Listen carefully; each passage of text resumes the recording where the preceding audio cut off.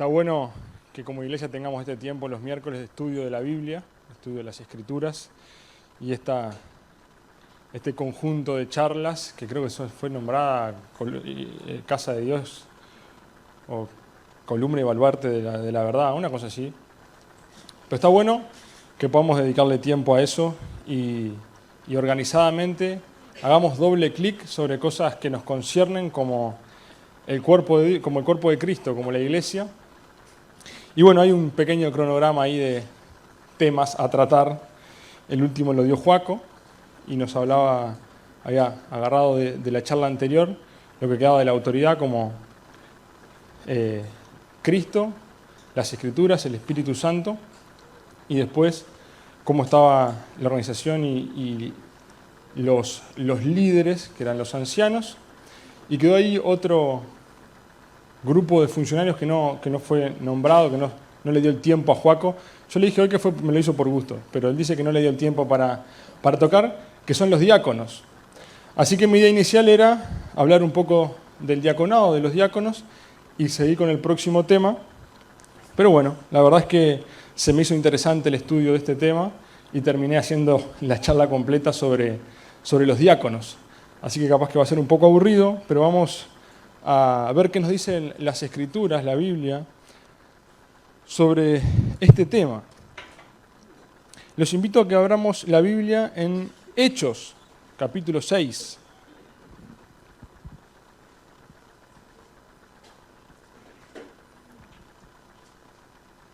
Hay una cosa interesante de esto que mencionaba recién, es que el grupo de ancianos, los obispos, no eran nuevos en la iglesia posterior a Cristo. Es decir, el concepto eclesiástico de obispo era previo en el Antiguo Testamento. Hay menciones, tanto históricas como bíblicas, del obispo. Sin embargo, no hay estas definiciones en el Antiguo Testamento para diácono. Diácono es del Nuevo Testamento, se cita solo 3 veces, se traduce al español como diácono solo 3 veces en todo el Nuevo Testamento, pero tiene un rol siempre al lado del obispo en las citas que se hacen. Se habla tanto del obispo como el diácono como parte de ese grupo de funcionarios oficiales que tienen un rol particular en la iglesia. Así que me gustaría arrancar ahí en Hechos 6, que dice, vamos a usar estos ojos. En aquellos días, como creciera el número de los discípulos, hubo murmuraciones de los griegos contra los hebreos de que las viudas de aquellos eran desatendidas en la distribución diaria. Entonces los 12 convocaron a la multitud de los discípulos y dijeron: no es justo que nosotros dejemos la palabra de Dios para servir las mesas. Buscad, pues, hermanos de entre vosotros, a 7 varones de buen testimonio, llenos del Espíritu Santo y de sabiduría, a quienes encarguemos este trabajo. Y nosotros persistiremos en la oración y en el ministerio de la palabra. Agradó la propuesta a toda la multitud y eligieron a Esteban, varón lleno de fe y del Espíritu Santo, a Felipe, a Prócoro, a Nicanor, a Timón, a Parmenas y a Nicolás, prosélito de Antioquía, a los cuales presentaron ante los apóstoles, quienes, orando, le impusieron las manos. Y crecía la palabra del Señor y el número de los discípulos se multiplicaba grandemente en Jerusalén. También muchos de los sacerdotes ofrecían a la fe. Obedecían, gracias. Bien, ¿por qué leo esto? Alguno me decía, pero hasta ahora no dijiste la palabra diácono, dijiste que ibas a hablar de los diáconos y hasta ahora no has dicho nada de los diáconos. Sí, es verdad, no hay una cita específica de los diáconos, pero los estudiosos del tema, o ahora vamos a ver qué cosas toman en consideración, dicen, este es el primer momento donde se utiliza este concepto como un oficial responsable del diaconeo, que es el servicio, un tipo de servicio específico que ahora vamos a ver. Hagamos un poco de contexto histórico a esto. En este momento estamos hablando que estaban los 12, cuando dice los 12 hablábamos de los 11 discípulos y Matías, que era el suplente, por así decirlo, de Judas Iscariote. Y estando los 12 dicen, que hay un problema en la iglesia. ¿Cuál era el problema? A medida que iba creciendo la iglesia en número, iba creciendo no solo en tamaño, sino que iba transformándose desde un punto de vista más sociodemográfico, porque empezaba a venir gente de fuera de Jerusalén. Entonces empezaban a mezclar dos tipos de judíos. El judío que era hebreo, que era nativo de Jerusalén, que hablaba el arameo, y estoy diciendo judíos siempre, ¿no? Estoy hablando bien. Y judíos que estaban alrededor de pueblos lejanos o distintos a Jerusalén, que eran judíos helenistas, que le llamaban, hablaban en el griego, en el idioma griego, que era los que dice acá que se estaban quejando. Estos griegos decían, pará, al momento de distribuir las cosas, a nuestras viudas le están dando distinto, o hay cierto favoritismo capaz, por las viudas de este otro tipo de judíos que eran los hebreos, los nativos. Así que los apóstoles, los 12, dicen, bueno, tenemos que resolver esto, ¿no? Qué bueno saber que desde los primeros momentos de la iglesia ya había problemas y había que resolverlos porque se trata de una organización de seres humanos pecadores, así que había que resolverlo. Y los 12 dicen, bueno, hagamos una cosa. Y voy a citar explícitamente lo que dice acá. Dice, y dijeron, no es justo que nosotros dejemos la palabra de Dios para servir las mesas. Y suena raro porque dijo, ¿qué significa? ¿No? Que no están a la altura, son superior y no pueden ir a servir las mesas. Bueno, lo que dicen en verdad es que ellos tenían una tarea, estos 12 apóstoles tenían una tarea específica, que era el servicio de la palabra y la oración. ¿Sí? Ese era lo que había sido encomendado por el propio Jesús. Ellos estaban abocados al 100% a eso, y por supuesto el servicio material era parte fundamental de ellos como cristianos y de la iglesia de ese momento. Por dos motivos. Uno, porque los últimos 3 años habían vivido y habían aprendido de Cristo, que ha demostrado, y lo podemos leer nosotros en los evangelios, que tenía, además del mensaje de Dios, un servicio hacia los más necesitados para demostrar un amor integral. Y eso los apóstoles lo habían aprendido de él y lo estaban imitando de esa manera. Pero además porque mucha gente que era parte ahora de esta congregación cristiana había sido desamparada de los posibles beneficios que se le daba a las viudas o a algunas personas específicas por la fe. Entonces era nada, si vos sos cristiano, sabes qué, manejate, arreglate por las tuyas. Así que muchos cristianos vendían su cosa, dice la Biblia, y con eso se sustentaban entre ellos. Habían generado una suerte de comunidad donde pareciera que todo era de todos y había que mantener una administración muy cuidada de eso que entraba. Así que estos griegos dicen, che, para esta distribución que está entrando me parece que no nos está siendo está siendo privilegiada para unos que para con nosotros. Y los apóstoles dicen, bueno, yo tengo una misión que es muy importante y la de servir también es muy importante, pero ya no damos abasto. Así que vamos a asignar a 7 personas que la van a elegir ustedes encargadas de hacer este servicio específico que es el servir las mesas. Que en verdad podría ser una forma figurada del concepto de mesas, puede ser tanto el servicio de alimentos como el servicio administrativo en general. De hecho, muchas traducciones lo usan a las mesas como una figura de la administración. Dice que para el servicio administrativo, dicen algunas traducciones al español. Así que las que están ahí tienen que buscar a 7 de adentro de su congregación, de la iglesia, con ciertas características. Dice, buscad pues, hermanos de entre vosotros, a 7 varones de buen testimonio, llenos del Espíritu y de sabiduría, a quienes encarguemos este trabajo específico. ¿Sí? Así que se encuentran esos 7, la congregación dice, mira, acá están estos 7 que nosotros te presentamos. Dice que los apóstoles oran por ellos y los designan con este servicio específico de servir administrativamente a la iglesia de Jerusalén.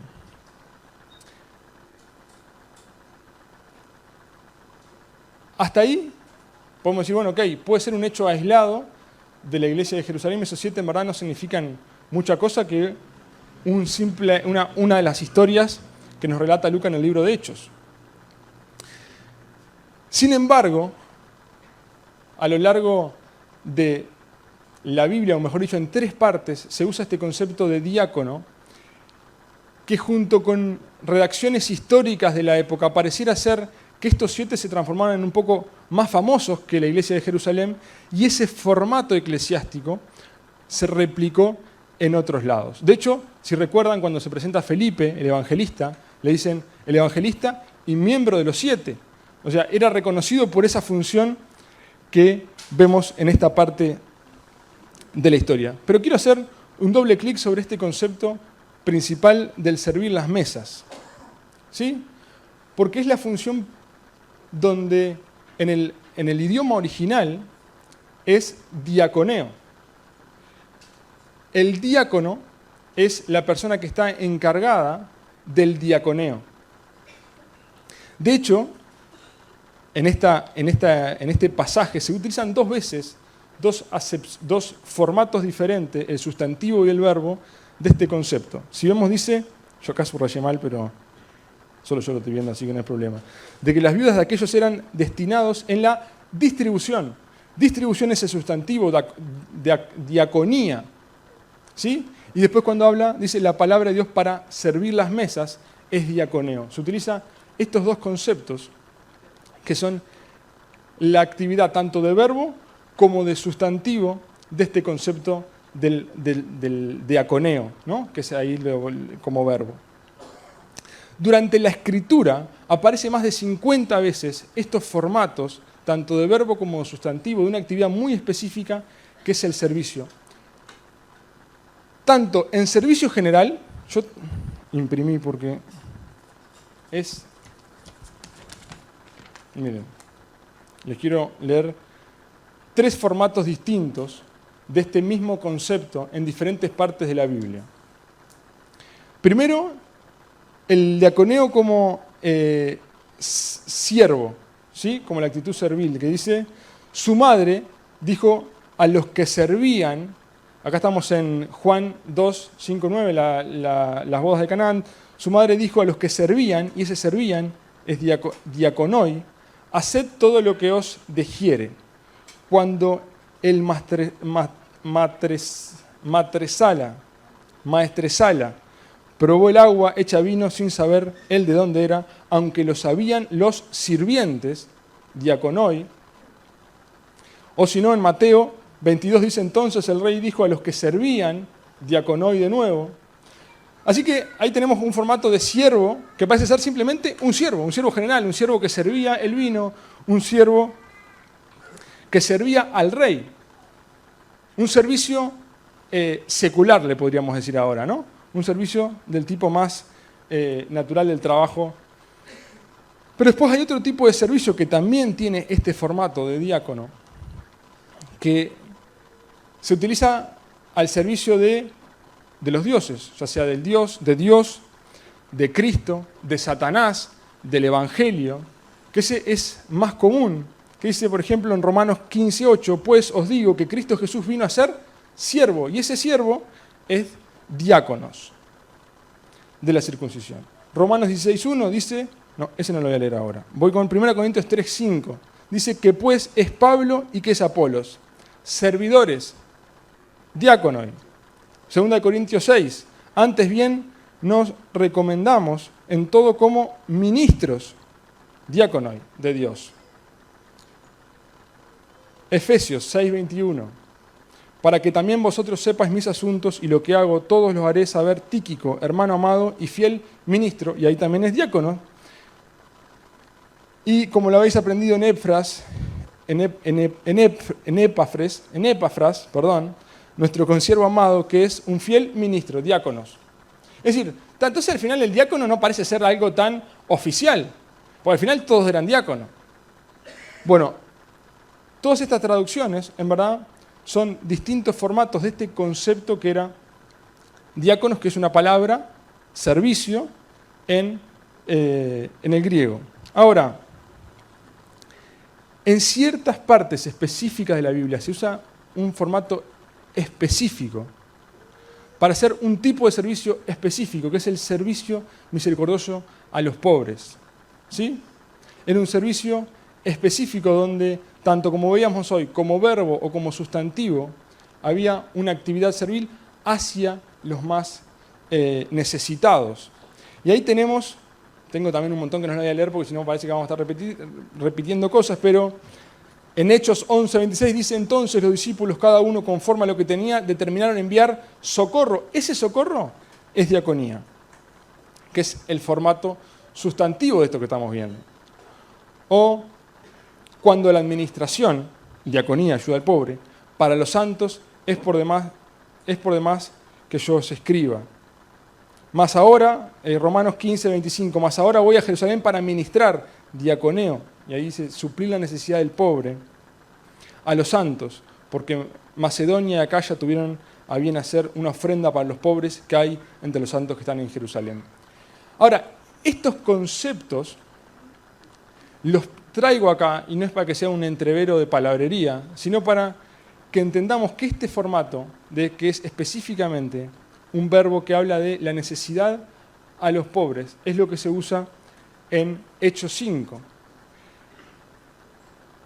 Y pareciera que ahí arranca este concepto de diaconado, y un autor decía, imaginémonos que yo les digo, es una hipótesis, un ficticio, que en la iglesia primitiva había un grupo designado específicamente por los apóstoles para cubrir, encargados de la iglesia cuando los apóstoles se iban de viajes misioneros. Y un par de libros adelante dice, los encargados, naturalmente se está haciendo referencia a esos encargados que ya los introdujiste en otro momento, porque tienen una tarea específica de quedar encargados de la iglesia. Así que cuando me haces mención a los encargados, es difícil no asumir que estamos hablando de este tipo de encargados que se quedaban. Y esto es lo mismo, la iglesia, los apóstoles habían instruido o habían asignado a 7 personas específicas para un servicio específico, que era el de administración, el diaconeo, que era el servicio a los más necesitados. El servir las mesas significaba, para ese momento, recibir el dinero, administrarlo de una forma correcta y entregarlo de la forma más distributiva posible y correcta, depende de las necesidades de las personas, a estas personas. ¿Sí? Este grupo tenía ese rol y se fue popularizando, como les comentaba, y probablemente Pablo era uno de estos que llevaba este formato a otros lados. Y se iban generando, de hecho, hay un relato histórico del 300 después de Cristo que decía que había un problema en otras iglesias, porque se habían quedado que había que haber solo 7 diáconos. Y se armó una discusión de 7 diáconos o se puede tener menos o más diáconos. Y bueno, la conclusión de ese momento era que 7 era necesaria para la iglesia de Jerusalén, en otras iglesias podría haber menos diáconos o más diáconos, depende de las necesidades específicas. Así que parecería que ese formato se fue popularizando, pero Pablo, en 2 ocasiones distintas, en Filipenses 1:1, saluda y habla directamente a los obispos y diáconos de la iglesia en Filipo, y en Timoteo, en la 1 Timoteo capítulo 3, versículos 8 y 12, le hace una referencia específica de cómo deberían ser seleccionados por Timoteo estos diáconos. Así que, simplemente para leer lo que nos dice Filipenses 1:1, nos dice, Pablo y Timoteo, siervos de Jesucristo, a todos los santos en Cristo Jesús que están en Filipos, con los obispos y diáconos. Y después, en 1 Timoteo, que Joaco nos estuvo comentando, leyendo un poco la reunión pasada, se inicia con algunos requisitos en el capítulo 3 de cómo deberían ser los obispos, los sobreveedores de la iglesia, los apacentadores. Esa es función específica y hace una descripción de todas las cualidades que debería tener el carácter de esta persona que podía ser reconocida como anciano. Pero llegando al versículo 8, dice, los diáconos, asimismo haciendo relación a lo anterior, es decir, así igual que los ancianos, los diáconos también deben ser honestos, sin doblez, no dados a mucho vino, no codiciosos de ganancias deshonestas, que guarden el misterio de la fe con limpia conciencia, y estos también sean sometidos a prueba primero, y entonces ejerzan el diaconado, si son irreprensibles. Las mujeres asimismo sean honestas, no calumniadoras, sino sobrias, fieles en todo. Los diáconos, y ahí está la tercera vez que se menciona esta palabra traducida al español como diáconos, sean maridos de una sola mujer y gobiernen bien sus hijos y sus casas, porque los que ejerzan bien el diaconado ganan para sí un grado honroso y mucha confianza en la fe que es en Cristo Jesús.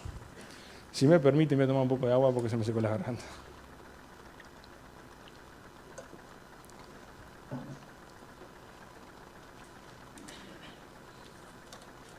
Bien, Pablo lo instruye a Timoteo. Él dice, bueno, vos que estás en la iglesia de Éfeso, y ahí ya se está viendo que cualquiera agarra cualquier cosa, te quiero dejar claro algunas cosas hasta que yo vuelva, de cómo deberían ser los ancianos y cómo deberían ser los diáconos. Así que volvemos a confirmar que el diaconado era parte de estas iglesias primitivas como un cuerpo de funcionarios oficiales asignados por los ancianos.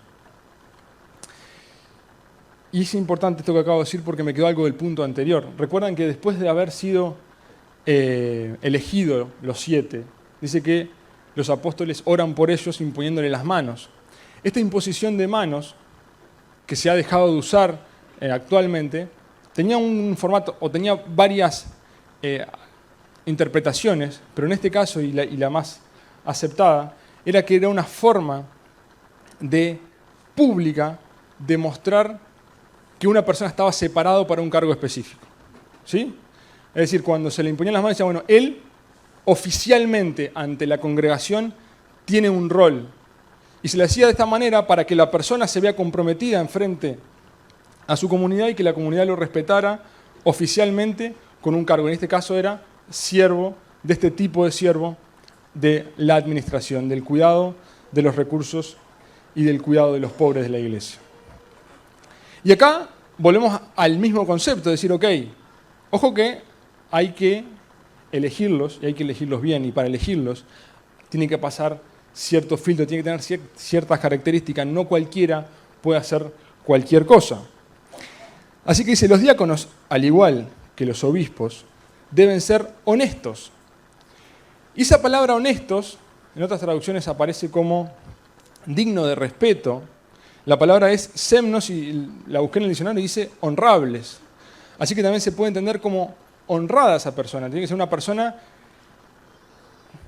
digna de respeto. Ahora es algo muy genérico, digna de respeto. ¿Respeto de quién? Así que después de esto, Pablo usa 3 características más por la negativa. Y dice, sin doblez, no dados a mucho vino, no codiciosos de ganancias deshonestas. Son 3 características que cualquiera de ellas, si se cumpliese, desacredita el primer punto que es el ser honrable. Y conocemos, no solo desde el punto de vista de la iglesia, sino políticos, empresarios, famosos, que han perdido todo su honor por aparecer borrachos o drogados, o por robar o por mentir, y eso automáticamente descredita y deshonra a la persona y por ende a su cargo y a su reputación. Así que les dice, tienen que ser honrables, tienen que ser dignos de respeto, y si no queda claro, te voy a decir 3 cosas específicas que sí o sí no puede tener.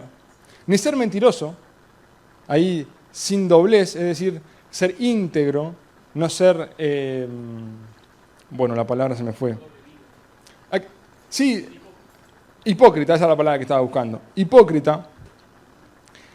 No puede ser adicto o estar borracho y no puede tener problemas con el tema del dinero. Ni codicioso, ni que se lleve algo de más. Porque eso no quiere decir que sí, estamos en la iglesia, ¿cómo vamos a hablar de esto? Bueno, todos tenemos distintos tipos de luchas. Y si alguno tiene una lucha relacionada al tema del dinero, bueno, no puede cumplir ese rol. Porque en verdad lo estás tentando y probablemente haga mal ese trabajo que es tan importante para la iglesia. Y ahí lo que decía Mauro recién, que guarden el misterio de la fe con limpia conciencia. ¿Y qué significa esto? No tener doble vida. Es decir, que realmente tu vida sea una demostración real de tu fe y de que puedas realmente vivir tu fe en todos lados de la misma manera, sin tener que cambiar, depende los escenarios, tu formato. Es decir, nadie puede ocupar el lugar de diaconado si tiene una vida sexual desordenada, si tiene problemas con la justicia, si tiene un problema de divorcio con su esposa o su esposa. Es decir, cualquier cosa que vaya en contra de lo que la Escritura plantea, esa persona no puede ocupar un cargo de diácono, tiene que ser íntegro. Y qué interesante, porque muchos de estos puntos son muy parecidos a los del obispo, a los del anciano. Si vemos, dice más adelante, irreprensibles, que es lo primero que hablamos de los obispos. Maridos de una sola mujer, también lo tiene el obispo. No dado al vino, lo veíamos recién. No codicioso de ganancias deshonestas, está en ambos lados por igual. Que gobierne bien su casa, que tenga a sus hijos en sujeción con toda honestidad. Son cosas que aparecen para ambos, tanto obispos como diáconos, de la misma manera. Eso lo tienen que cumplir ambos. Sin embargo, el diácono, por ejemplo, no tiene por qué ser una persona que haga el servicio de la palabra, no tiene que tener el don de la enseñanza. No es necesario. Yo decía, el diácono en verdad no es un sucesor de los ancianos, no eran los sucesores, los 7 estos, no eran sucesores de los apóstoles. Tenían un rol específico que era distinto al rol de los apóstoles. Los apóstoles tenían que enseñar, los diáconos tenían que administrar. ¿Sí? No era una carrera al trono, era simplemente tareas específicas, diferentes, para hacer este servicio a la iglesia.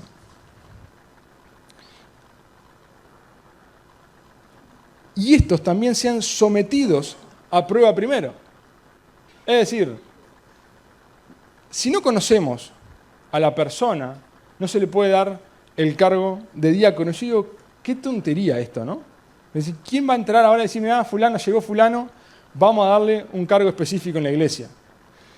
Ni de maestro de escuelita dominical, ni de nada, sin desprestigiar el trabajo de la escuelita dominical, pero digo, quiero decir, hasta no conocer a la persona, si realmente es convertida, si realmente tiene ciertas cosas, no se le puede dar ningún tipo de responsabilidad. Sin embargo, muchas iglesias que realmente necesitan más gente, más líderes, muchas veces se agarran de alguien que aparenta tener ciertas cualidades para cumplir un rol específico. Capaz que a algunos se le vienen algunos casos a la cabeza. A mí me viene un caso a la cabeza que hace poco me enteré que había pasado, y era simplemente eso. Necesitaban un líder, apareció uno que tenía todas las pintas, lo agarraron, y la iglesia se destruyó. Porque no pasó un tiempo, no pasó una prueba específica para discernir si cumplía con estas características. Así que los ancianos tienen que llevar a cabo una prueba específica para probar si todas estas características se cumplen o no en esta persona que debería cumplir el rol de diácono y administrador. Si la pasan y son irreprensibles, bueno, en ese caso sí podrían usar o tener ese cargo o ese rol de diáconos. Y antes de avanzar en esta línea, me surgió una pregunta, y es, ¿las mujeres pueden ser diaconisas? Porque de hecho, y hago la pregunta de diaconisas, porque de hecho en Romanos 16:1 dice, os recomiendo además nuestra hermana Febe, la cual es diaconisa en la iglesia de Cencrea. Y ahí fue como, este tema ni lo voy a tocar, voy a seguir de largo, pero también hice doble clic, porque está interesante que podamos como iglesia ver estos temas a profundidad y realmente entender qué dicen las Escrituras. Porque claro, uno lee esto y lee que en 1 Timoteo 3:11 dice, las mujeres, asimismo, sean honestas, no calumniadoras, sino sobrias, fieles en todo. Entonces, ¿qué está hablando? De que las mujeres pueden ser diaconisas. Parecería eso en una primera lectura distraída. Y una segunda lectura no tan distraída parecería lo mismo. Ahora, hay que tener en cuenta un par de cosas. Si bien los estudiosos no le agradecen mucho a Pablo la forma de redactar esto, porque Pablo no fue muy específico en cómo lo escribe, hay ciertas cosas que a la luz del resto de las Escrituras nos ayudan a entender esta pregunta o responder esta pregunta. Lo primero con respecto a la diaconisa, que es una traducción al español por alguien que tradujo del idioma original al español, porque en verdad es el mismo diáconos que se usa, por ejemplo, cuando se habla de Jesús vino a ser siervo. Así que podríamos decir que Jesús es diácono, si nos pondríamos en ese formato de diaconisa o diácono, sino que habla de Febes, que es una hermana de otra iglesia, que era sierva, que estaba sirviendo. Y la Escritura nos declara que las mujeres pueden servir en sus iglesias. Entonces no parecería ser una contradicción, sino que Febe era una buena servidora en su iglesia, que Pablo la reconocía en la carta de los Romanos, pero que no tenía un cargo o una responsabilidad oficial de diaconisa, sino que simplemente ejercía el servicio como todos nosotros, que tenemos la obligación de servirnos los unos a los otros y ser buenos administradores de la multiforme gracia de Dios, ¿no? Que se nos fue dado para específicamente eso, para servirnos. Ahora, esta Febes podría ser simplemente eso, una mujer de buena reputación que servía en su iglesia y Pablo la recomendaba. Ahora, dice acá que las mujeres asimismo. Decíamos que los obispos. Después habla de los diáconos. Dice, y las mujeres asimismo. Me parece que hace referencia a lo anterior. Y los estudiosos del griego dicen, claro, Pablo no fue muy específico porque usa una palabra que se traduce como guanaikas, que es mujeres.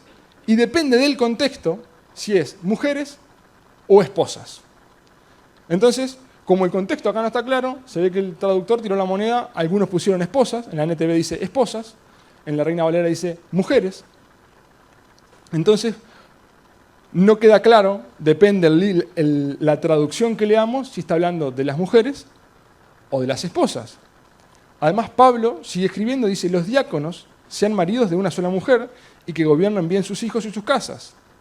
Y aquellos que quieren argumentar que las mujeres podrían cumplir o llevar a cabo el rol de diáconas o diaconisas, dicen, si hubiese sido lo que las mujeres no pueden, Pablo hubiese escrito esto al final, porque habla de las mujeres y hubiese seguido con las mujeres. Bueno, los escritores se quejan y dicen, Pablo siempre hacía esto, escribía una cosa antes, otra cosa después, volvía atrás a lo mismo.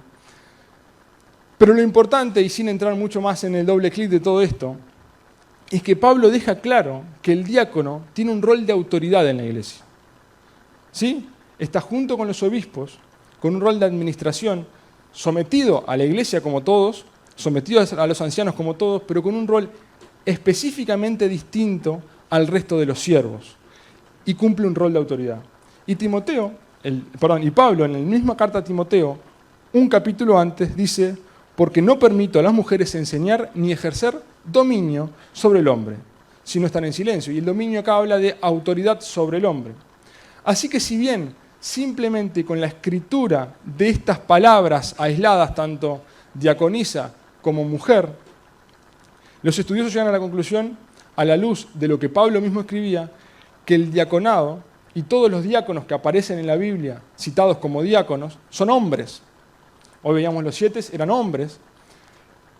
Y en las historias o en los relatos históricos del momento, siempre son hombres también. No hay un relato histórico donde se hable de una mujer diaconisa. Así que llegan a la conclusión, y estoy de acuerdo por lo que he leído, de que Febe simplemente era otra mujer con buen testimonio que servía en su iglesia y que los diáconos tienen un lugar de autoridad que no puede ser ocupado por las mujeres, según la interpretación bíblica de esto.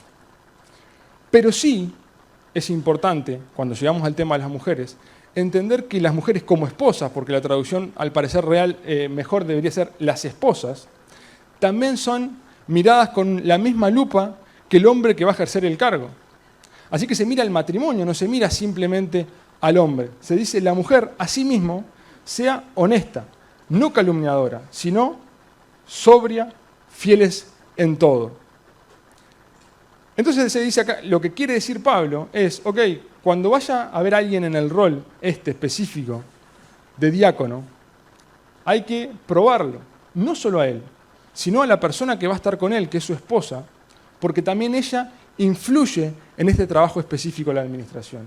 Y si ella no cumple con estas características, por más que el hombre sí, o viceversa, no puede ejercer este cargo, no puede ejercer este rol dentro de la congregación, porque no sería de ayuda idónea para este rol específico que es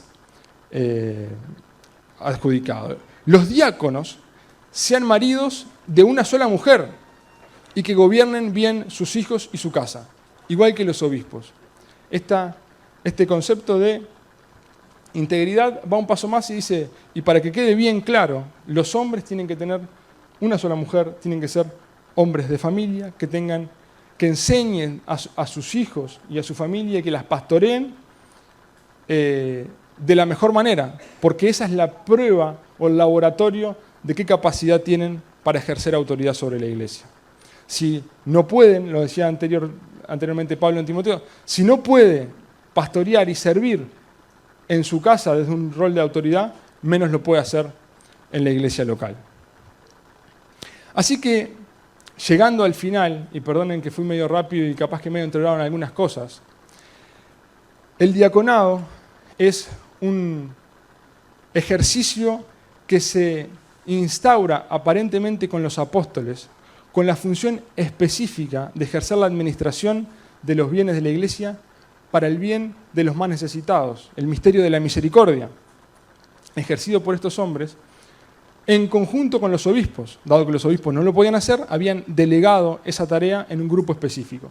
En todos los momentos se habla de un grupo, se habla de diáconos en plural, así que los estudiosos dicen que tanto el grupo de ancianos, que no se ejerce desde un lugar solitario de una sola persona, sino que lo mejor es hacerlo grupalmente, para motivarse conjunto y para también que ninguno quiera tomar autoridad personal sobre la iglesia, sino en conjunto y cuidándose unos a los otros, los diáconos parecerían cumplir el mismo formato grupal como un grupo de funcionarios dedicados a este rol de la administración. Y vemos ciertas características específicas que tienen que cumplir esta persona y su esposa para poder cumplir ese rol dentro de la congregación. A mí me gusta este pasaje de Timoteo, de 1 Timoteo, pero me gusta más cómo los apóstoles piden que sean estos diáconos, estos 7 que tenían este rol específico, que eran varones de buen testimonio, llenos del Espíritu. Y me olvidé la otra cosa, así que volvemos para atrás. Del Espíritu Santo y sabiduría. ¿Sí? Porque el Espíritu Santo es aquel que nos puede mover a realmente hacer estas actividades de misericordia que son requeridas, con el empuje del Dios viviente que está como iglesia, como Dios viviente, empujado por el Espíritu Santo. No podemos dejar como iglesia librado ningún cargo, y nosotros tenemos como miembros de la iglesia esa responsabilidad. Primero, de crecer espiritualmente, de realmente nosotros ser llenos para poder servir de la mejor manera. Pero además, estar atentos a que nunca nos pase eso que ha pasado en otras iglesias y que el propio Pablo se lo recordaba a Timoteo. Ojo, que si las personas que están llevando algún cargo o algún rol específico de autoridad en la iglesia tienen que ser hombres de buen testimonio, llenos del Espíritu y con la sabiduría para llevar este rol de la mejor manera. Y termina 1 Timoteo 3:13, dice, porque los que ejercen bien el diaconado ganan para sí un grado honroso y mucha confianza en la fe que es en Cristo Jesús. Así que el diaconado, este servicio específico que fue asignado por los apóstoles para el servicio de la iglesia y específicamente para los más necesitados mediante la administración, no solo es un rol importante para el bien de la congregación, sino que también ejercerlo de la buena manera lo hace más honrable frente a Dios primeramente, a esta persona, junto a su congregación también lo hace honrable, y sella o fortalece su vida espiritual, su fe, el misterio de la fe frente a Cristo. Y eso es importante también tener en cuenta cuando, no solo en un rol específico, sino como siervos, que cada cosa que hacemos, si lo hacemos empujados por el Espíritu Santo, somos beneficiados nosotros, fortaleciéndonos en Cristo y siendo honrable ante sus ojos y ante los ojos de los demás. Así que por acá dejo el tema de diáconos y espero que el que viene o alguna charla posterior siga con el tema que me tocaba a mí realmente. Pero no quería dejar de pasar este punto que estaba junto con los ancianos y bueno, espero que haya sido de bendición.